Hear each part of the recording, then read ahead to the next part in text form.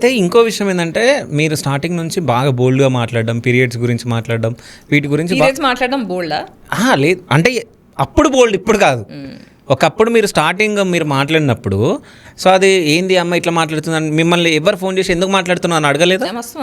మరి సో అప్పుడు అట్లా ఉండే, ఇప్పుడు మొత్తం చేంజ్ అయిపోయింది. సో అంటే ఇట్లా మాట్లాడే వాళ్ళు చాలా తక్కువ. సో అంటే రీసెంట్గా ఒక టెంపుల్కి కూడా పీరియడ్స్ ఉన్న వెళ్ళొచ్చు అని చెప్పేసి కొంతమంది మాట్లాడడం, వాళ్ళ మీద అగ్నెస్ట్గా మాట్లాడడం ఇవి జరిగినాయి.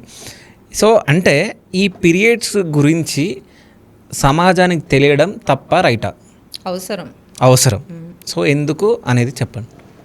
ఇప్పుడు పీరియడ్స్ గురించి తెలియకపోవడం వల్ల, ఇప్పుడు మీరే అన్నారు కదా, నేను పుట్టిన జనరేషన్లో పీరియడ్స్ గురించి మాట్లాడడం పెద్ద విషయం. అవును. కాకపోతే పీరియడ్స్ అనేవి ఒక్కొక్కరికి ఒక్కొక్కలాగా పెయిన్ ఉంటుంది. నాకు ఎక్స్ట్రీమ్ పెయిన్ పీరియడ్స్ వచ్చిందంటే 3 to 5 days మంచంలో పడి కొట్టుకొని దొర్లేసి ఇమోషన్స్, వామిటింగ్స్, తలనొప్పి, పొట్టనొప్పి, ఎవ్రీ లోవర్ మొత్తం పెయిన్. సో అది చాలా నరకం ఉంటుండే.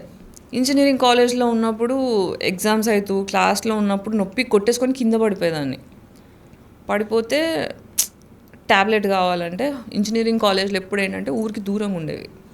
సో అక్కడ నుంచి మళ్ళీ మెడికల్ షాప్కి వెళ్ళి మెడిసిన్స్ తెచ్చి, ప్యాడ్స్ దొరికేవి కాదు కాలేజ్లో. సడన్గా పీరియడ్స్ వస్తాయి, ప్యాడ్స్ ఎక్కడ దొరకవు. సో ఇవన్నీ అవైలబిలిటీ ఉండాలి. నొప్పిలా ఉంటుంది, ఒక నొప్పి ఉన్న ఆ పెయిన్ ఎంత ఎక్స్ట్రాడినరీ ఉంటుందంటే హార్ట్ అటాక్తో కంపేర్ చేస్తారు బేసిక్గా. సో అంత పెయిన్ వస్తున్నప్పుడు నువ్వు ఆ పెయిన్ గురించి డిస్కస్ చేయకపోతే, దానివల్ల ఉండే అన్కంఫర్టబుల్ విషయాలు డిస్కస్ చేయకపోతే ఎదురుగా మనిషికి ఎంపతి ఎట్లుంటుంది? నొప్పి గురించి తెలియదు. ఇప్పుడు చాలామంది నువ్వు నొప్పి వస్తుందా, ఎందుకు అబద్ధాలు చెప్తున్నావు అని మాట్లాడుతుండే చిన్నప్పుడు.